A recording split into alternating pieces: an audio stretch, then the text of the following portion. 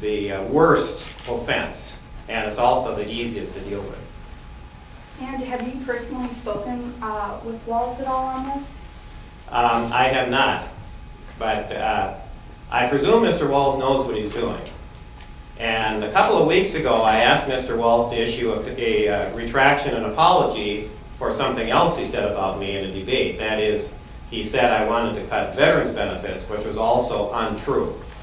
And I gave him an opportunity to apologize and correct for that, and he declined. And so I've been there, done that. I don't see any reason to try that again. Just a question. You say that it's wrong to make an accusation, a false accusation against someone based on assumptions that because you support the study group in many ways, you Right. support everything that Right. they do. At the same time, you directly said Walls sent this out based on the assumption that the $135,000 was for this ad. What's the difference? Well, what I'm doing is I'm stating the obvious. I mean, this money went into the DFL coffers at the state party. And I presume it comes out undesignated. I mean, it goes into the pot, it comes out of the pot. And so what I'm saying is indirectly, Mr. Walls paid for that, paid for this. And I would say that that is simply obvious. Isn't it the case sometimes that campaigns contract with the state party for polling and other campaign expenses? Well, $135,000 within the last 17 days, I mean, again, all I'm doing is stating the obvious. But you say there should be documentation if they're going to make wild accusations about your positions, but you're saying directly that Walls financed this, that he decided to do this, that the only documentation you have is that there's money going back and forth between a candidate and the party, which happens every election. Well, the FEC report is documentation The money's going back and forth? that Tim Walls' campaign put $135,000 into the state party coffers. Yep. The state party coffers paid for this. End of story.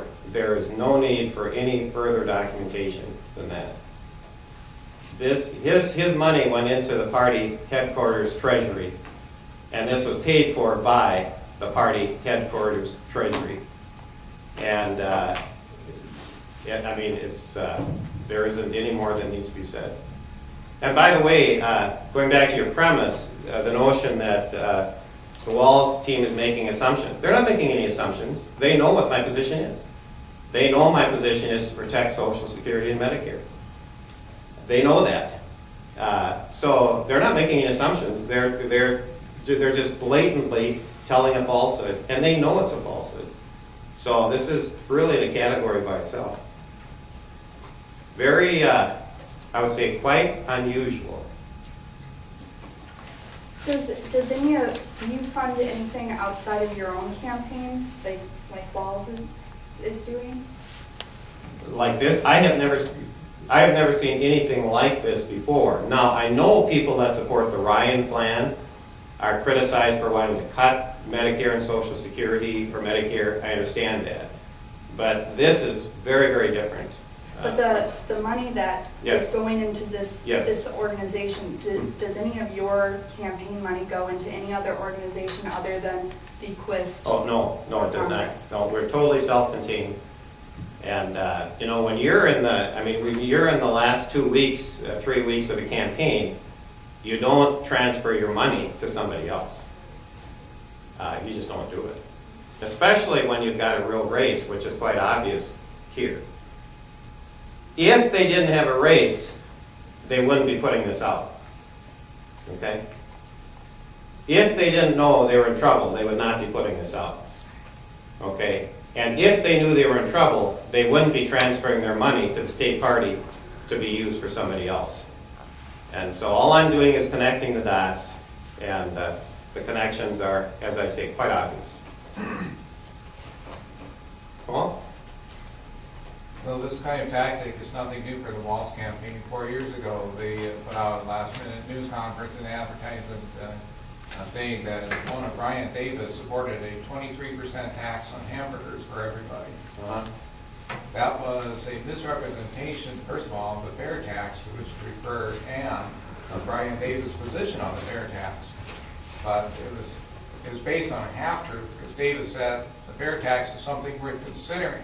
He did not support it yet. Yeah. Well, In this case, this is not even a half-truth. yeah. Well, this is in a class by itself. So, thank you everyone for coming. If any of you want to ask me questions privately afterward, I'd be happy to talk with you and respond to any of your questions. But anyway, this thing is in a class by itself.